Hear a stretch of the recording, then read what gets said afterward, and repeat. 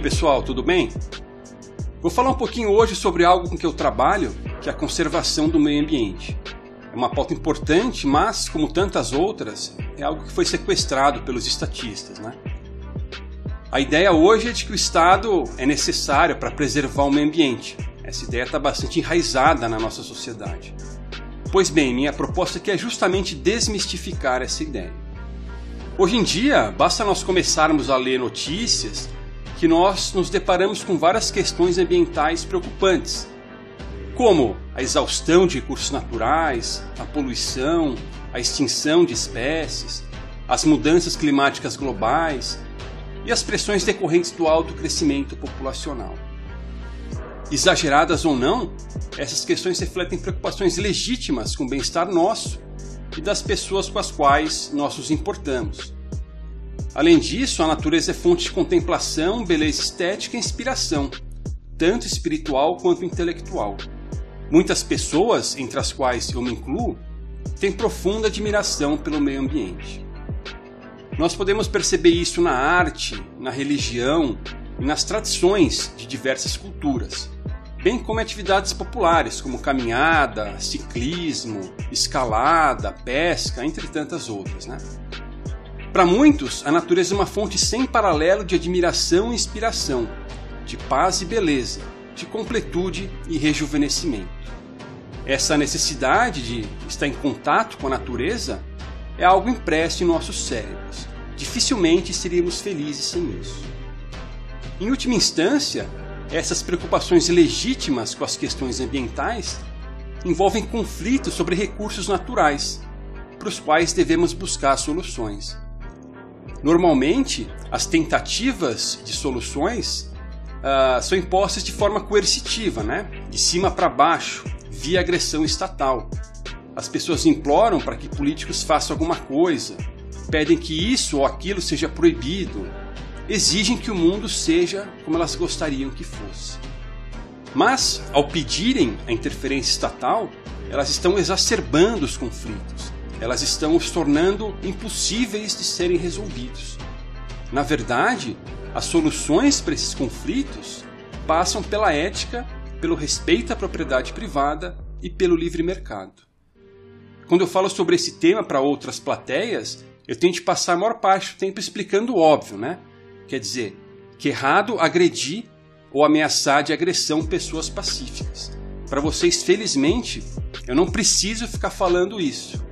Eu posso ir direto ao assunto. Então, vamos lá.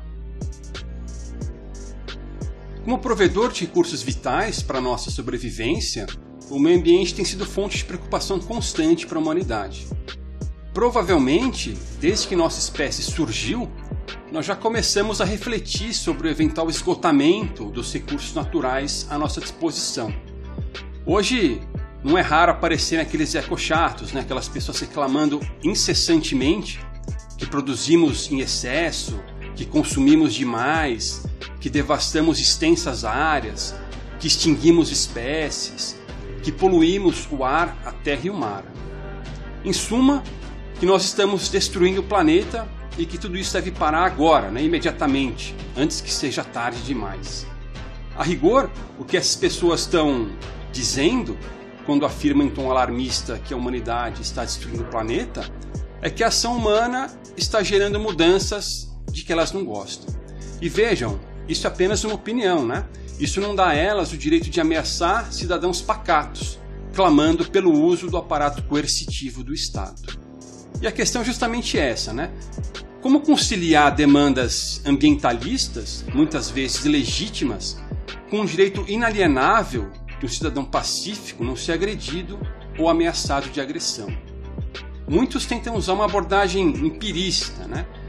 Quer dizer, eles procuram olhar para as consequências das ações, eles tentam medir os resultados ou estimar os resultados, colocam tudo isso na balança, colocam aquilo que eles consideram bom ou ruim e decidem, de maneira utilitarista, o que julgam ser melhor.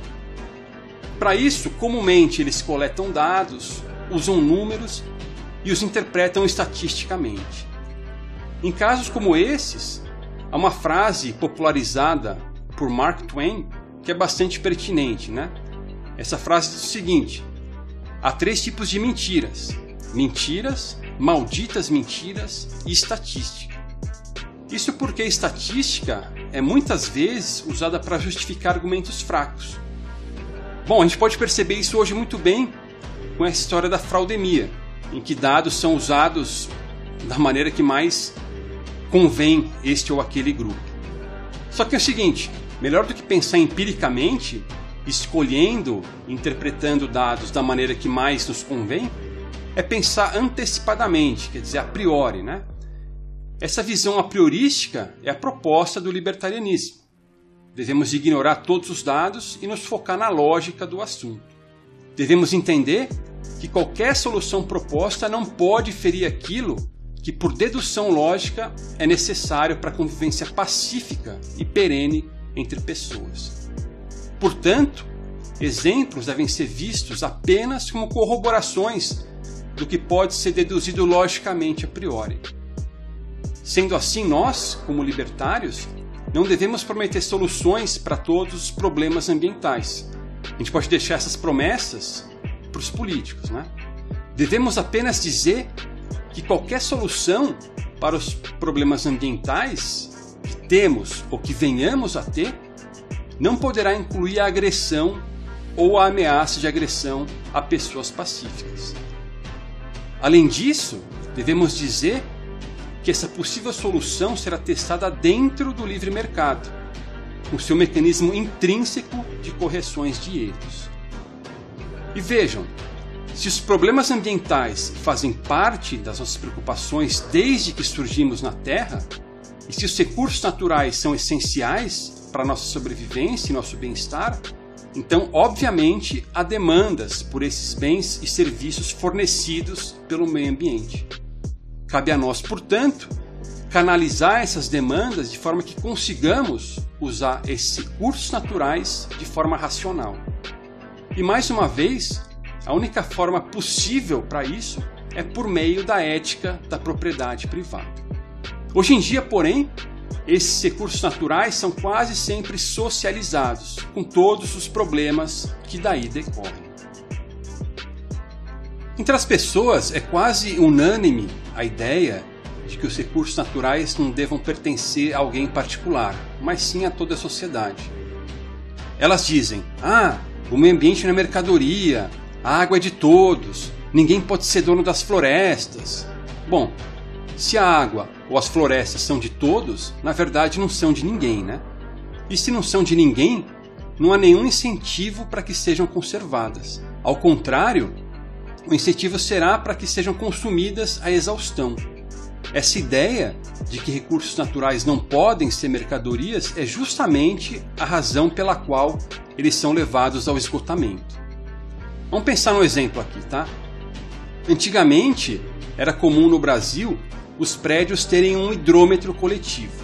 Esse hidrômetro é aquele aparelhinho, né, que mede o consumo d'água. Pois bem, nesse caso, o consumo de água em um prédio era socializado, quer dizer, media-se o volume de água consumido pelo prédio inteiro, depois dividia-se esse volume pelo número de apartamentos e aí se cobrava de cada apartamento o valor médio. Assim, não adiantava alguém economizar água, porque se seu vizinho a desperdiçasse, ele também teria de pagar a conta. Logo, não havia nenhum incentivo para que os condôminos economizassem esse recurso. Pelo contrário, o incentivo era para que eles gastassem à vontade, já que os vizinhos também teriam de arcar com os custos. Esse hidrômetro socializado era fonte de inúmeros conflitos e brigas homéricas em reuniões de condomínio. Quem for mais velho certamente vai se lembrar disso. E aí, qual é a única solução possível então? Isso mesmo, né? Individualizar o consumo de água. Isso foi feito, né? Os prédios novos aqui no Brasil vêm sendo construídos com hidrômetros separados para cada apartamento. Isso racionaliza o consumo de água e faz com que cada família pague exatamente o que gaste, nem mais nem menos.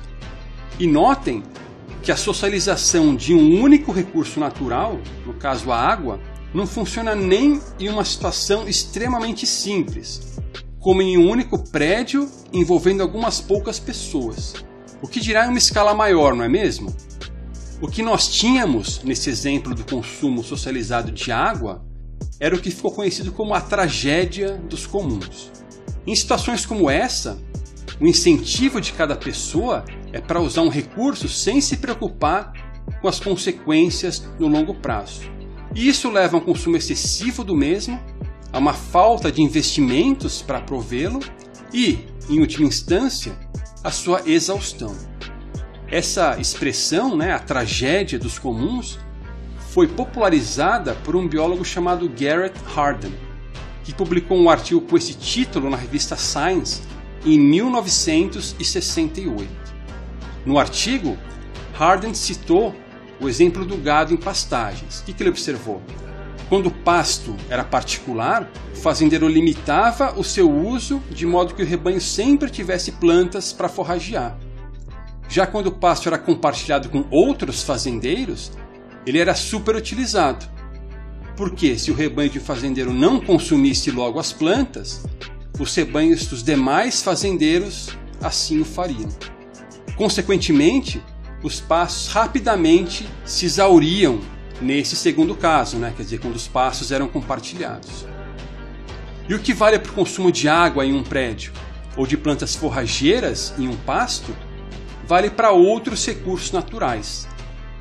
Essa ideia, arraigada na mente da grande maioria das pessoas, de que eles devem ser socializados, faz com que, inevitavelmente, caiamos nessa tragédia dos comuns e que, fatalmente, tenhamos conflitos insolúveis relacionados a esses recursos. Lamentavelmente, quase todas as medidas tomadas hoje para evitar problemas ambientais pedem mais do veneno que os causam. Ou seja, elas clamam por mais intervenção estatal e dão ainda mais poder para políticos decidirem de forma coercitiva e centralizada como os bens naturais serão consumidos e como os serviços ambientais serão fornecidos. Não há a menor chance de isso dar certo. Além dessas medidas serem antiéticas, o que por si só já basta para que sejam sumariamente rechaçadas, elas são antieconômicas porque levam a uma alocação irracional de recursos e ineficientes, porque não resolvem os problemas que se propõem a resolver. A intervenção estatal na economia, como nós sabemos, leva a um empobrecimento generalizado que dificulta ou até impossibilita a conservação ambiental. Afinal, quem está passando por dificuldades financeiras não pode se dar o luxo de ficar se preocupando com questões ambientais.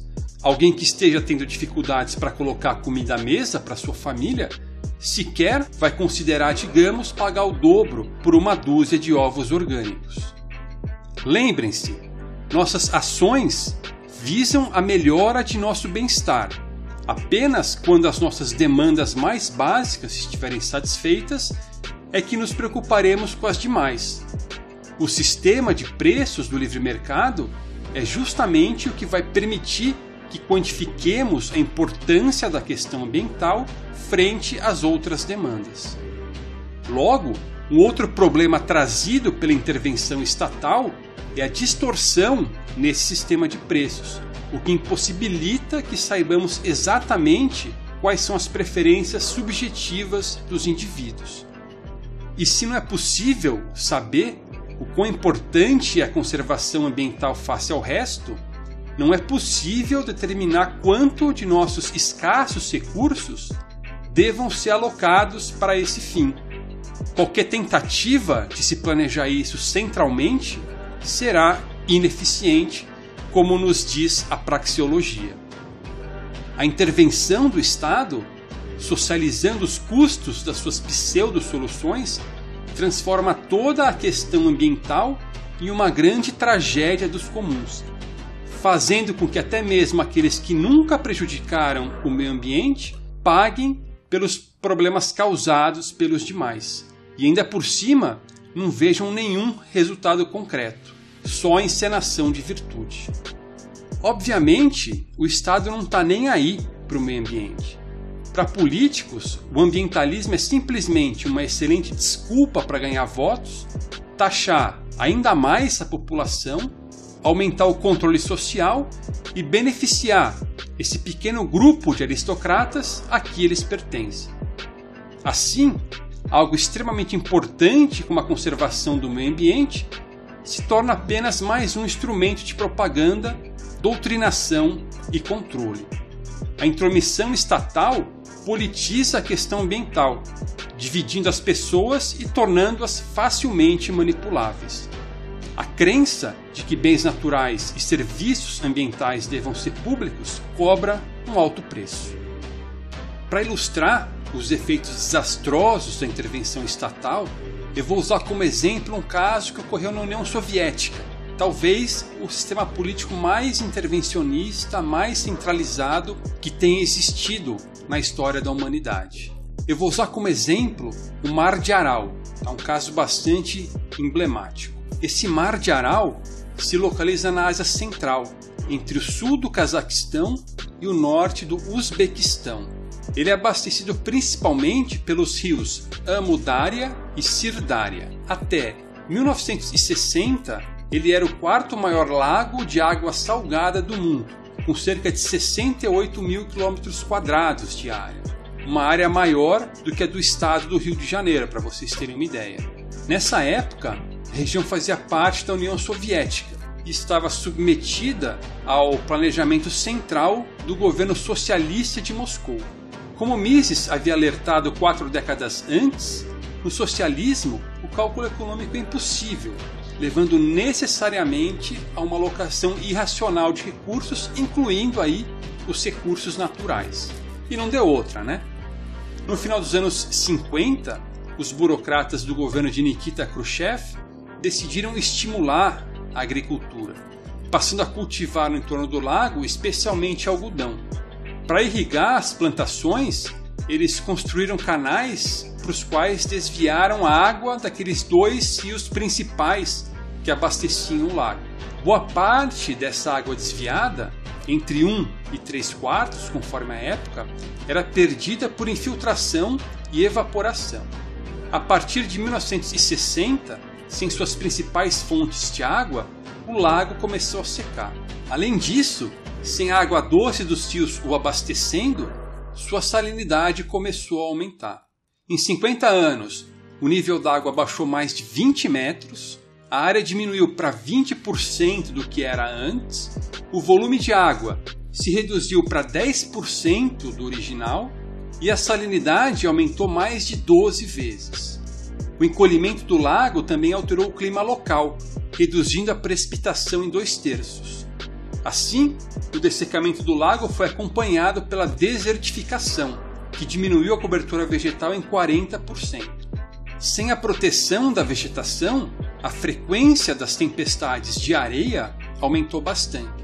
Graças à salinização, à desertificação e à erosão, 6 milhões de hectares de terra arável foram perdidos.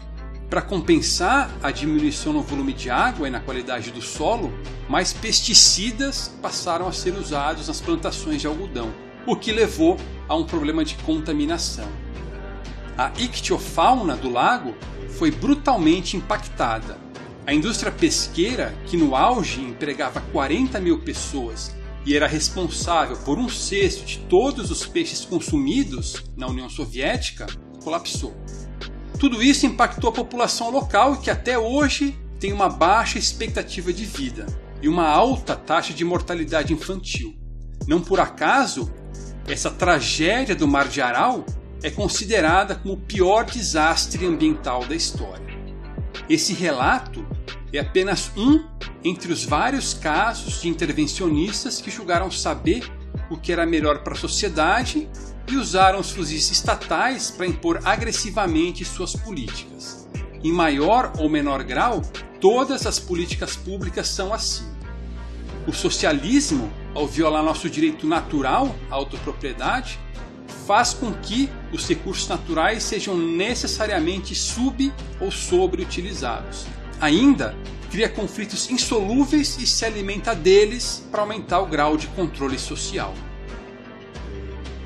A escritora Ayn Rand tem aquela frase famosa, que diz o seguinte: podemos ignorar a realidade, mas não podemos ignorar as consequências de ignorar a realidade.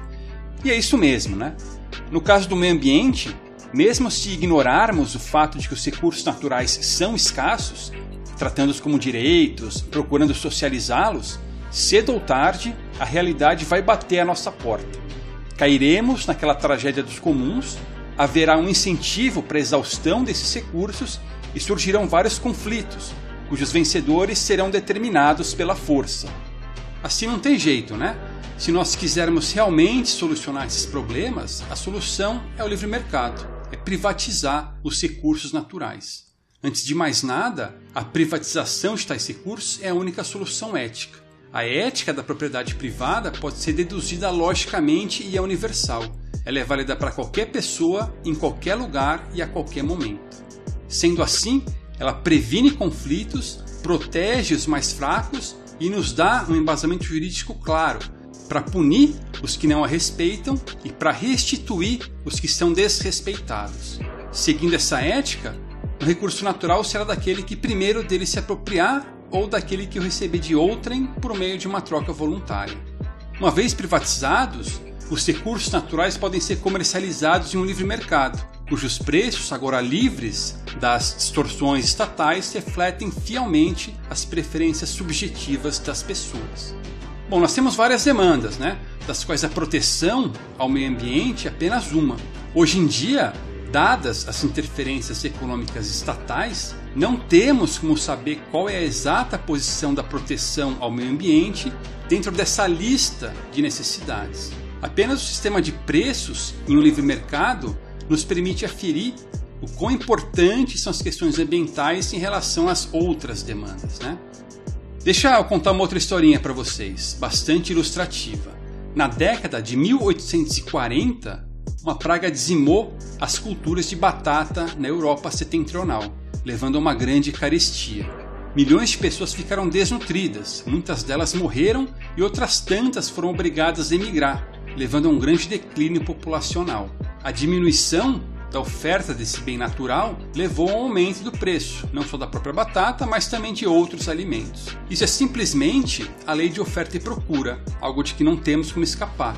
Quer dizer, se a procura é a mesma e se há menos de um dado recurso, cada item dele custa mais. Aí, mais uma vez, cheios de boas intenções, os nossos justiceiros sociais gritam: "Ah, que absurdo! Esses agricultores eram os capitalistas malvadões, a população morrendo de fome e eles aumentando os preços. O governo deveria ter intervindo e controlado tudo." Bom, ao contrário, Se o governo tivesse intervindo, o problema só teria piorado. Um controle de preços teria trazido duas consequências negativas. O preço artificialmente baixo dos alimentos teria levado, primeiro, a um esgotamento quase que imediato de todo o pequeno estoque que havia, e segundo, a uma ausência de incentivos para que empreendedores procurassem normalizar a oferta. Como as coisas seguiram seu curso, os preços altos dos alimentos fizeram com que algumas pessoas arriscassem o próprio capital na esperança de que pudessem lucrar mais depois, ofertando aqueles bens tão raros e procurados. Uma dessas pessoas foi o agrônomo inglês John Bennett Lawes, que nessa mesma década de 1840 desenvolveu o chamado superfosfato e deu início à indústria de fertilizantes químicos, que levou a um brutal aumento da produtividade agrícola e foi fundamental para a solução da crise. Então notem, o que salvou os europeus não foram as boas intenções de ninguém, mas sim o desejo por lucro de empreendedores como Lawes. E eis aí o papel fundamental dos empreendedores, Em uma economia de livre mercado, eles se antecipam e procuram oferecer o que acreditam ser mais desejado, coordenando o uso dos recursos, inclusive os recursos naturais. Consumidores, por sua vez, respondem comprando ou não o que é lhes oferecido. Graças ao sistema de preços, lucros e prejuízos sinalizam se e como recursos devem ser realocados.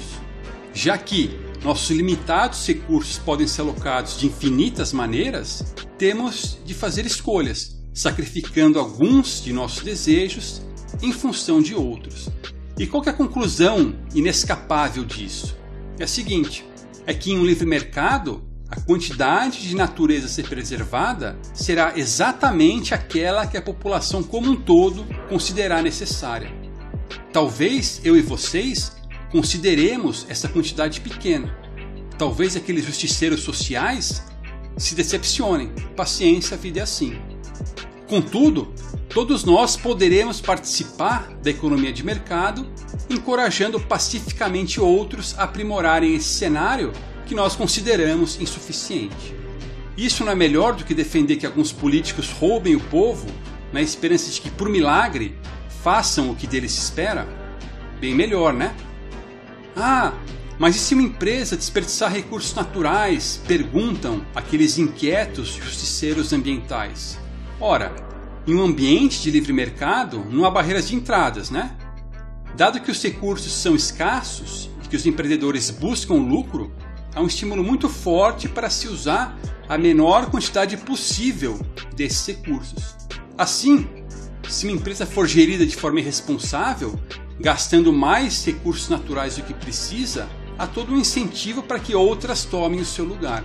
E é justamente esse mecanismo de competição do mercado que faz com que empreendedores perdulários sejam rapidamente eliminados.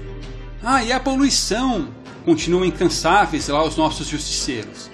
Esses empreendedores insensíveis vão poluir tudo, mas será que vão? Vocês já tentaram jogar lixo no quintal do vizinho? Acho que não, né? Mas vocês sabem que se jogarem, o vizinho não vai aceitar a sujeira passivamente. É como diz aquele ditado, né? Quem tem, cuida. Aqui é a mesma coisa. Se rios, lagos e florestas forem particulares, ninguém vai deixar sua propriedade ser poluída pelo lixo dos outros. Se porventura isso vier a acontecer, o proprietário certamente irá buscar reparação e punição por meio de tribunais. E naturalmente esses tribunais também serão privados, né? Se o sistema judiciário estatal não tem como funcionar, por ser monopolista, coercitivo e justpositivista, tribunais privados, voluntários e justnaturalistas terão os incentivos corretos para produzir justiça barata e de qualidade. Em um sistema de justiça desse tipo, os custos pelos danos causados em agressões ou catástrofes ambientais incidirão sobre os que de fato as provocaram, e não sobre os pagadores de impostos, que é o que nós temos hoje. Da mesma forma, as separações e indenizações irão diretamente para aqueles que sofreram os danos, e não para o bolso do governo. O economista espanhol Jesús Huerta de Soto resumiu bem a questão.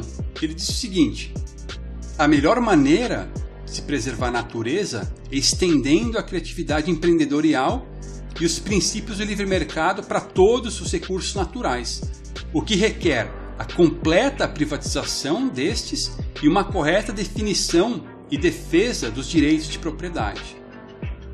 Sem esses direitos, diz ele, o cálculo econômico se torna impossível, a correta alocação de recursos para as aplicações mais demandadas é impedida e todos os tipos de comportamentos irresponsáveis são encorajados, o que leva à exaustão e à destruição injustificadas de vários recursos naturais. Em suma, pensando praxeologicamente, podemos afirmar o seguinte: primeiro, a provisão de bens naturais e serviços ambientais é importante para o bem-estar humano. Segundo, há outras demandas mais importantes para esse bem-estar, como alimentação, educação, saúde e segurança. Terceiro, a importância dada ao meio ambiente tende a aumentar à medida que o livre mercado enriquece as pessoas e satisfaz aquilo que elas consideram prioritário. Quarto, qualquer intervenção estatal é antiética e antieconômica. E quinto, qualquer solução para conflitos relacionados ao meio ambiente passa pelo respeito à propriedade privada. E vejam, recursos naturais devem ser privatizados simplesmente porque essa é a única opção ética. Na verdade, toda esta palestra poderia ser resumida a essa frase, tá? Só isso já basta. Porém, a única solução ética é também a melhor economicamente, pois cria valor, gera riqueza e faz com que tenhamos a exata quantidade de natureza que a sociedade considera ideal. Assim, se vocês quiserem encenar virtude, dar poder a políticos e agredir cidadãos pacíficos, defendam essas políticas públicas que prometem conservar o meio ambiente. Agora, se vocês quiserem de fato conservá-lo, esqueçam tudo isso e defendam a privatização da natureza. Pessoal, obrigado pela atenção. O que eu falei aqui está baseado no livro que eu acabei de lançar, chamado O Ambientalista Libertário. Esse livro está disponível gratuitamente em versão eletrônica lá no Instituto Rothbard. Se vocês se interessarem, entrem lá e baixem o livro, tá? Então é isso, pessoal. Até mais. Abraços. Tchau. Falou.